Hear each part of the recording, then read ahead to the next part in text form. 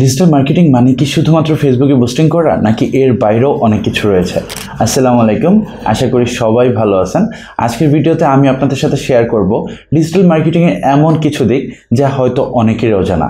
তো ভিডিওটি শুরু থেকে শেষ পর্যন্ত দেখুন, কারণ এখানে থাকবে অনেক গুরুত্বপূর্ণ তথ্য।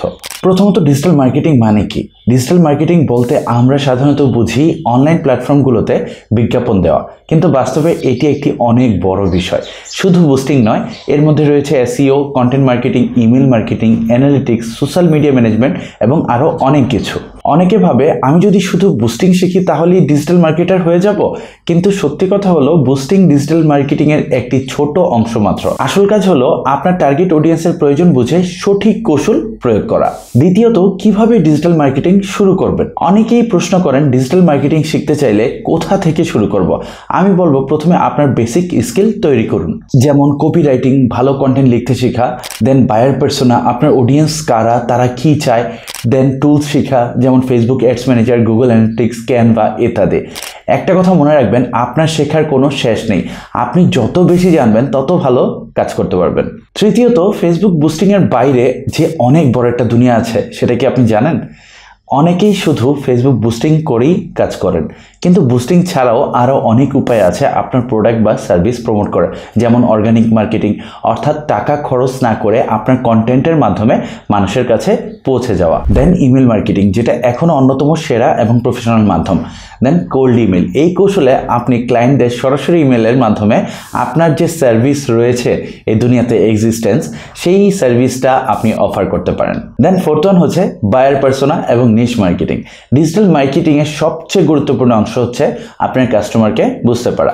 আপনার অডিয়েন্স কারা, তাদের বয়স, পেশা, আগ্রহ এবং সমস্যা কি। উদাহরণস্বরূপ যদি বলা হয় আপনার যদি শাড়ির ব্যবসা হয়, তাহলে ভাবুন আপনার কাস্টমার কারা, তাদের প্রয়োজনটা কি, এখানে ডিসিশন মেকারটা কে এই প্রোডাক্ট কিনতে ইনফ্লুয়েন্স করতেছে। এই তথ্যগুলো আপনাকে একটি নির্দিষ্ট নিশে ফোকাস করতে এবং বায়ার পার্সোনা ক্রিয়েট করতে সাহায্য করবে ইনশাআল্লাহ। দেন ফিফথ ওয়ান হচ্ছে ফেসবুক অ্যাডসের কিছু কৌশল সম্বন্ধে জানা। ফেসবুক অ্যাডস হলো ডিজিটাল মার্কেটিংয়ের অন্যতম শক্তিশালী একটি টুল, কিন্তু আপনি যদি শুধু বুস্টিং করেন তাহলে ফলাফল ততটা ভালো নাও হতে পারে।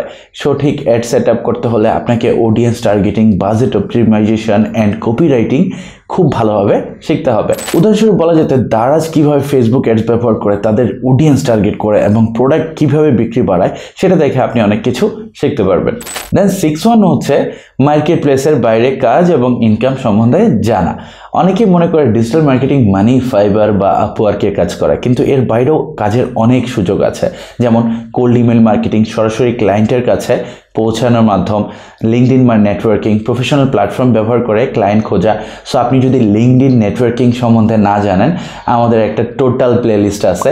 লিঙ্কডইন আপনি কিভাবে খুলবেন, আপনি এটা কিভাবে ব্যবহার করবেন, টোটাল যে বিষয়টা ওইখানে সব কিছু দেখানো হয়েছে। সো আমরা নিচে লিঙ্ক অ্যাড করে দেব, সেটা দেখে আপনি খুব সহজেই লিঙ্কডইন সম্বন্ধে টোটাল বিষয়টা জানতে পারবেন। দেন লোকাল বিজনেস, আপনার আশেপাশের ব্যবসাগুলোকে তাদের মার্কেটিং সমস্যার সমাধান দিয়ে কিন্তু সাহায্য করতে পারেন।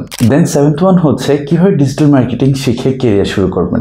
ডিজিটাল মার্কেটিং শিখে কেরিয়ার শুরু করতে হলে আপনাকে ধাপে ধাপে এগোতে হবে। প্রথমত বেসিক স্কিল শেখা, যেগুলো আমি আগেই বলেছি।